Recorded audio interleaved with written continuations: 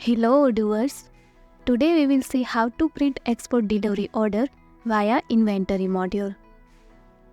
You can see here our module Dev export delivery order.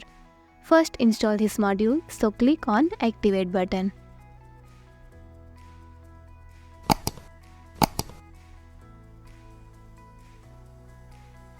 Now our module is installable.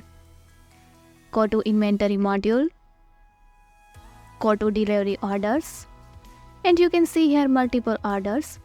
Select, go to action menu, and you can see here export delivery orders. Click on this menu and click on export button. Let's save.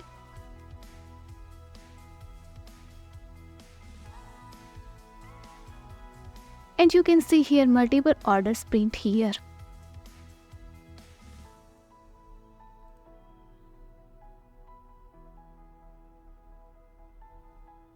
Thanks for watching this video.